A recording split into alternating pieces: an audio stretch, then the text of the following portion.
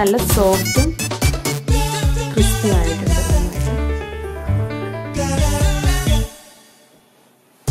ഇത് നമുക്ക് ഉഴുന്നുവട ഉണ്ടാക്കുന്നത് എങ്ങനെയാണെന്ന് നോക്കാം. ഉഴുന്നുവട ഉണ്ടാക്കുന്നതിന് ആദ്യം തന്നെ നമ്മൾ ആവശ്യത്തിന് ഉഴുന്നെടുത്ത് വെള്ളത്തിലിട്ട് കുതിർക്കണം. എന്നിട്ട് ഇത് വെള്ളം ചേർക്കാതെ അല്ലെങ്കിൽ 1-2 ടീസ്പൂൺ വെള്ളം ചേർത്ത് അരച്ചെടുക്കണം. പ്രത്യേകം ശ്രദ്ധിക്കണം, അധികം വെള്ളം ചേർക്കരുത്. എന്നിട്ട് ഇത് ഫെർമെന്റ് ചെയ്യാൻ വെക്കണം. നമുക്ക് വേണമെങ്കിൽ ഡയറക്റ്റ് ആയിട്ട് ഉണ്ടാക്കാം, പക്ഷെ ഫെർമെന്റ് ചെയ്തുണ്ടാക്കുകയാണെങ്കിൽ കൂടുതൽ ക്രിസ്പിയും സോഫ്റ്റും ആയിരിക്കും. ഇതിനായിട്ട് ഞാനിവിടെ 1 കപ്പ് ഉഴുന്ന് കുതിർത്ത് വെള്ളം ചേർക്കാതെ അരച്ചെടുത്തിട്ടുണ്ട്. ഒരു കാര്യം പ്രത്യേകം ശ്രദ്ധിക്കേണ്ട, അധികം വെള്ളം ചേർക്കരുത്. ചേർത്തിട്ടുണ്ടെങ്കിൽ നമുക്ക് നന്നായിട്ട് ഷേപ്പാക്കി എടുക്കാൻ പറ്റത്തില്ല. ഇത് ഞാൻ ഓവർനൈറ്റ് അരച്ച് ഫെർമെൻറ്റേറ്റ് ചെയ്തതാണ്. എന്തിനാണെന്ന് വെച്ചാൽ ഇത് നല്ല സോഫ്റ്റ് ക്രിസ്പി ആയിട്ട് കിട്ടണമെങ്കിൽ ഒന്ന് ഫെർമെൻറ്റേറ്റ് ചെയ്യുന്നത് നല്ലതാണ്. പിന്നെ ഇവിടെ ഞാൻ ഒരു സവാള ചെറുതായിട്ട് അരിഞ്ഞെടുത്തിട്ടുണ്ട്. ഇഞ്ചി ചെറുതായിട്ട് അരിഞ്ഞത്, പച്ചമുളക്, കുരുമുളക് ക്രഷ് ചെയ്തത്, കറിവേപ്പില ചെറുതായിട്ട് അരിഞ്ഞത്, എണ്ണ ആവശ്യത്തിന്, ഉപ്പ് ആവശ്യത്തിന്. ആദ്യം തന്നെ നമുക്ക് എല്ലാ ഇൻഗ്രീഡിയൻസും ഇട്ട് ആവശ്യത്തിന് ഉപ്പും ഇട്ട് നന്നായിട്ട് മിക്സ് ചെയ്യാം. ഇപ്പം ഇത് നന്നായിട്ട് മിക്സ് ചെയ്തിട്ടുണ്ട്.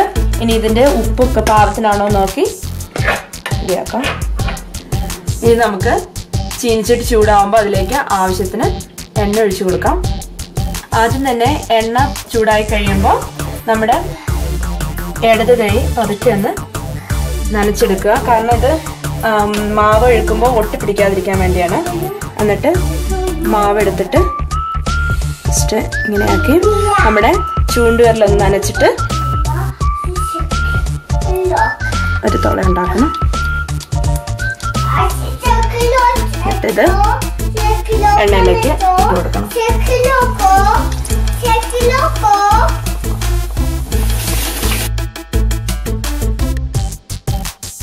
ഇപ്പം ഇത് റെഡി ആയിട്ടുണ്ട്. ഇങ്ങനെ തന്നെ ബാക്കി വടയും നമുക്ക് ഉണ്ടാക്കിയെടുക്കാം.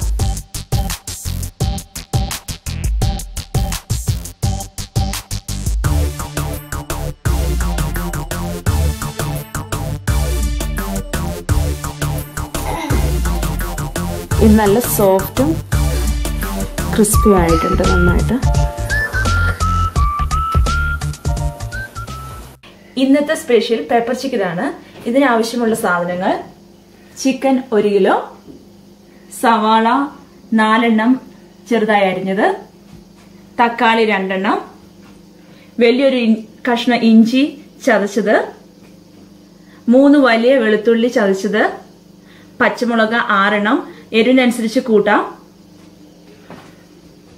മഞ്ഞൾപ്പൊടി 1 ടീസ്പൂൺ, മല്ലിപ്പൊടി 4 ടീസ്പൂൺ, കുരുമുളക് ക്രഷ് ചെയ്തെടുത്തത് 2 ടീസ്പൂൺ, കുരുമുളക് പൊടി 1 ടീസ്പൂൺ, കാഷ്യൂനട്ട് പേസ്റ്റ് 20 എണ്ണം.